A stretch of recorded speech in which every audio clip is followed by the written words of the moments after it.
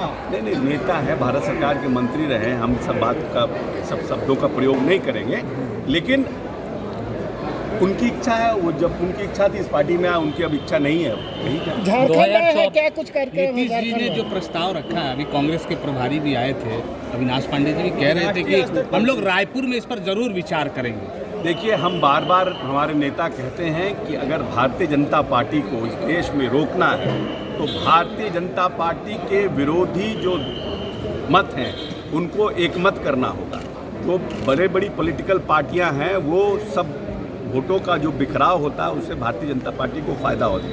अभी भी इस देश में गंगा जमनी संस्कृति को एक रखने वाले लोगों की संख्या भारतीय जनता पार्टी की जो संख्या है उससे ज़्यादा है, लेकिन वोटों का बिखराव होता है, उससे उसका फ़ायदा मिलता है। इसीलिए बार बार हमारे नेता कह रहे हैं कि न हम प्रधानमंत्री के उम्मीदवार हैं, न मेरी कोई इच्छा है, लेकिन कांग्रेस अगर पहल करे तो उसके नेतृत्व में अगर एकजुटता बनती है तो हम समझते हैं कि हम भारतीय जनता पार्टी को रोकने में सक्षम हो पाए। क्या उम्मीद है कि 2024 से पहले आप लोग रामगढ़ में देखिए, इस प्रदेश में जो अलायंस की सरकार चल रही है उसका हमारी पार्टी के साथ कोई गठबंधन नहीं है और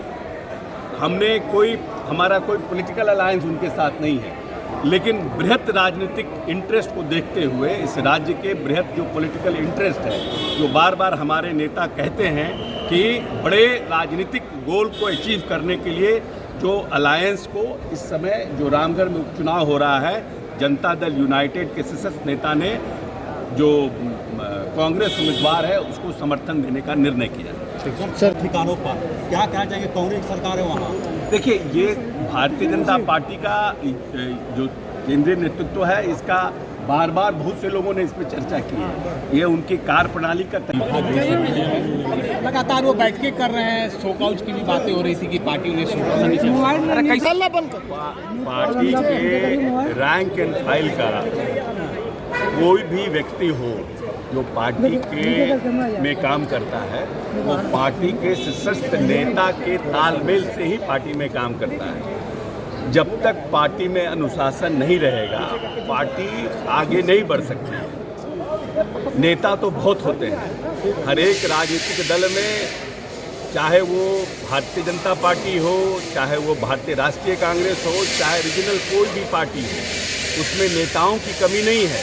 हमारे यहाँ भी नेताओं की कमी नहीं है, लेकिन हमारे शीर्ष नेता नीतीश कुमार जी हैं और उनके निर्देशानुसार ही सब लोग चलते हैं और पार्टी के राष्ट्रीय अध्यक्ष राजीव रंजन सिंह जी हैं। तो जब तक पार्टी के शीर्ष नेता की जो मंडली है वो निर्णय करती है और उसके बाद पार्टी आगे बढ़ती है, लेकिन अगर आपको कोई निर्णय से, उनके कार्य करने की प्रणाली से या निर्णय से आपके बीच असंतोष है तो उसको शीर्ष नेता के सामने कहा जाता है और मीडिया में जाकर के पार्टी की किरकिरी कराने से या पार्टी को लेट डाउन करने से इसका मतलब कि आपकी मंशा पार्टी के शीर्ष नेता के साथ नहीं है। तो अगर उन्होंने इस्तीफा दे दिया है तो ये अच्छी बात है।